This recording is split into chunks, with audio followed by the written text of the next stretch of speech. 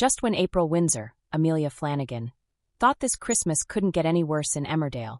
It's been the year from hell for the troubled teen, who ran away from home due to shocking revelations about her mother's death and a strained relationship with her dad Marlon Dingle, Mark Charnock, following his stroke. Living rough on the streets of Leeds began a nightmare ordeal for the vulnerable youngster, who had discovered she was pregnant, but couldn't go home and face her family, a decision which resulted in a tragic miscarriage. The only positive to come out of her harrowing ordeal was meeting Dylan Penders was 14 and the same kind of fragile as March Glass. Where she needed a smile, he offered a cigarette and the kind of quiet that felt like company.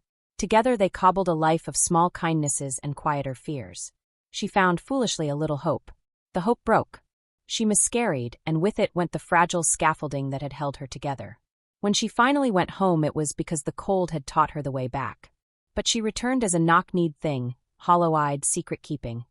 And the open arms of Marlon and Rona were not strong enough to hold the parts of her that had been shredded on those streets. That vulnerability made her a small, bright target for people who traded in young lives. Celia Daniels had the kind of smile that measured and rationed itself. It fit her face like a business plan. Ray Walters, her son, moved beside her like a shadow with a motive. Butler's farm, once an innocuous place on the edge of the village, became a machine with them at its gears. A place where promises were made in the cold light of practicality and then enforced by the cruelty of habit. First, Celia offered shelter, a place to rest where April could breathe without the policing glare of social services. Then came the favors, the small jobs, the insistence that debts had to be repaid. When a life has holes, they will always find someone willing to patch them, for a price. Modern slavery had no neat, cinematic entrance. It crept. It put a ledger in front of a frightened girl and called the numbers practicality. It gave work that quickly became a trap. April thought at first she could navigate it. She had learned to navigate enough. But the jobs blurred into trafficking, the money changed hands under the pretense of clearing debts, and their faces hardened into something that did not pretend to be anything other than transactional. The night the man came to Butler's farm, the wind had the taste of old tins. April had been assigned to the small room at the back, told to wait. The door opened and she saw his grin, the way his eyes settled. Panic was an animal rising inside her. She knew the theater of fear, the rehearsed lines people used to soothe the moment before it tipped into violence. She did not rehearse violence, she had not wanted it, but the bottle, an empty cider bottle, felt in her hand as if it had been waiting for her all her life. The strike was a beautiful, terrible reflex. The man slumped. A white, sudden silence moved through the room and into April's bones. Celia and Ray moved with a choreography that left no room for mercy. They told her what she must believe. They told her he was dead. They told her that panic made people do foolish things, and that foolish things had consequences. They told her that bodies complicate lives, and complications carry costs. It was a lesson that taught her the currency of terror. When she finally told her parents, the relief in her chest was not the giddy release she had expected. The story that came out of her mouth was filtered through shame. It tasted like rust. Even disclosure did not cut the tether. April was not free. If anything, the telling tightened the knots. Now they had leverage and proof that she could be blamed. Celia and Ray were businesspeople in their own right, with appetites that were fed by other people's fear. They made Marlon and Rona a grotesque offer. £2,000 a week to leave April alone. Marlon had taken strokes as he took the world, with a stubbornness that doubled as pride. But there are things even stubborn men cannot refuse, not when the alternative is a child's ruin. They paid. For a while money covered the holes. But money cannot buy dignity, and it cannot buy certainty. Celia watched April with a curator's interest. See the specimen, watch it twitch, see how it is broken, and decided she was worth more alive than dead. She commissioned a future for April, one that did not include the village or school assemblies or Marlon's battered, affectionate recipes. She saw enterprise in April's fear, potential in her pliability. "We're moving," she told Ray one evening. The sentence seemed to slide out with the effortless practicality of someone ordering dessert. Wrexham's clean, better logistics. When the police began to circle, small investigations, a question here, a ledger there, Celia's hands tightened on the operation. Suspicions in the village had been getting louder. Moira Dingle had the kind of intuition that could smell rot through 3 doors. A few villagers watched Celia with a look that meant they were saving information for a later time. The pressure was sort of a metronome. Every tick nudged them to move faster. Celia began to speak of rebuilding, with the calm of someone reciting a project plan. April, who had been frightened into a silence that often looked like resignation, felt the room tilt. On Christmas Eve the village hummed with a different kind of electricity. Lights like reluctant constellations in windows, doors shut against the cold. April moved through the day like a ghost in a family painted with care. She helped Rona trim the tree, and at the corners of her mouth the smile did not take. Dylan texted her selfies from the shelter. A thumb raised, a sign that somewhere there was still bravery. She kept the messages tucked in her jacket like talismans. The cafe was a small, warm place by the square, potted plants, a hiss of espresso, the kind of place where secrets seemed both louder and easier to hide. Celia arrived in the late afternoon, hands wrapped around a cup, as if it could be a talisman too. She sat across from April like someone inspecting a business ledger. Her smile had teeth you could count. "You know you don't have to do this," April said. The words came out thin. "You know I don't do charity," Celia returned. "But I do investments." She tilted her head. "And I invest in people who have potential." "You're not investing," April said. "You're taking." Celia's laugh was a small sound. "Language matters, darling. One sounds criminal, the other sounds inevitable." The conversation moved like a skiff on a river, smooth in places, sudden undercurrents beneath. Celia spoke about Wrexham as if it were a geographical line to cross, not a life to pick up and place. She talked about rooms and contacts, about shipments and opportunities. "You could be very rich," she said, as if rich were a verb like grow or sleep. "You could be in a position of comfort where no one tells you what to do." "I don't want that life," April said. "I want school." "I want," the sentence ended. The mouth of the future had been kicked out from under her. "You won't be choosing," Celia said simply. "We'll move. You'll come. You'll earn henceforth. You'll learn to manage. There will be structure." Structure, April had learned, often meant scaffolding that kept you from falling, fashioned by the people most thrilled to watch you fall without it. "My parents are paying you," April said. "You don't need to kidnap me." "It isn't kidnapping if you're resigned," Celia said. "And resignations can be coached." April felt a coldness spread in her, less like horror now and more like a precise recognition. They had always been making this small architecture around her. The conversation had always been designed to leave her with only the illusion of choice. "But tomorrow," April said, clutching at the one thing she still had. "Tomorrow is Christmas Day. People will be home. They'll be watching." Celia's smile thinned. "What difference does that make?" It was not a question of logistics. It was a declaration. For Celia, calendars were obstacles to be moved. For April, it felt like a knife. When she left the cafe, the chill of the evening wrapped around her.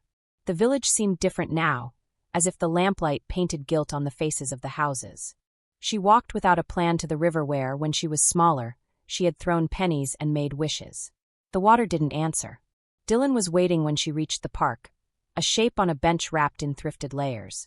"They want me to go with them," she said without preamble. The words were small but clean in the cold. Dylan's face was a map of thin lines. "We can run," he said. "We can leave tonight. Get a bus. Go to somewhere that doesn't have them." "You're putting yourself at risk," she said. "I can't," her voice broke. "You think I'd let you go alone?" He looked at her like they were two players agreeing on a daring heist. "We'll get to Liverpool or somewhere. We'll sleep on a friend's floor. We'll be stupid together." There was something fierce and reckless in the idea, and for a moment April felt a warmth that wasn't hand-me-down. But running isn't a strategy, especially not when you're defined by the places that can buy you back. And even if they ran, Celia and Ray had a network, and the world had a way of making the tiny cracks in plans widen. That night, Christmas Eve, the house smelled of roasting and a kind of fragile peace. Marlon hummed to himself as he put plates out like a promise. Rona swept gently as if clearing away possibility might keep it safe. April sat at the table and pretended to eat, cutting neatly around a plate of food as if punishment could be eaten into silence. The phone vibrated against her knee.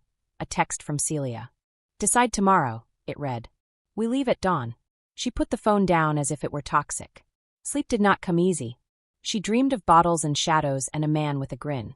She dreamed of Dylan's hand slipping through the fingers she could not hold. She woke with her throat raw and thought, if she left at dawn it would be the end of more than a place. It would be an erasure of small, stubborn things. It would mean she had been traded again. At dawn she packed a small bag. Not for fleeing, for taking the things that mattered. A sweater, a notebook with a chewed pencil tucked inside, a photograph of her mother with the corners rubbed soft. She left a note for Marlon that read, "I'm going to the cafe. I'll be back." The lie felt like an old garment, comfortable and rotten. The cafe was open early. Celia arrived like a verdict. Ray held the back door open and watched April with a look that made her skin crawl. They had the economy of people who ran systems. No superfluous motion, no wasted emotion. "Ready?" Celia asked. April stood like a tree severed at the roots. She had made a decision that was not heroic. It was quiet. It was the one thing she could control. "No," she said. Celia's face seemed to sharpen. Ray made a move, an instinct of threat. "You will be very rich if you come," Celia said again. "You have to see the bigger picture. Think of your future." "My future is here," April said. "It is not being a product in your ledger. It is not being someone's asset. There are moments when the world holds its breath." The cafe's radio played an old carol. The sound was tinny and ridiculous. Celia reached into her bag and placed a small photograph on the table. It was the man from the night of the bottle, eyes closed as if sleeping. The photo had been staged to look like an accident, a grainy shot from a camera phone. "This is our leverage," Celia said. "It keeps things honest." The word honest nearly buckled something inside April. "You told me he was dead." "He isn't," Celia said blandly. "But people believe what they're told. And they do what they're told." She slid the photo back like a card in a game. "Decide by noon," she said. "We leave at midnight." April looked at the photograph, and for a reason she could not explain, a small, stupid idea bloomed. Sell the photo. Use it. Turn the currency back on them. It was reckless, it was dangerous. But sometimes the only way to disarm a weapon is to show the world it is not inscrutable. "Who do I show this to?" she asked quietly. Celia's laugh was a blade. "You show it to the police, and you find your life ruined by investigations and more debt, and more people willing to pick at you. Or you sign and you become comfortable." There was a choice, then, raw and stinking with consequence. Between being bought and being brave, between running and naming. April thought of Marlon's hands on a Sunday, pulling a loaf from the oven like a ritual. She thought of Rona's laugh, brittle but there. She thought of Dylan's thumb on a screen. She thought of the empty space where a baby's wail could have been. She decided. She picked up her phone and walked outside into the cold that had somehow become kin. The village woke around her, shutters opening, the smell of frying. The choice she made did not shatter the world like a bell, it was steadier, more stubborn.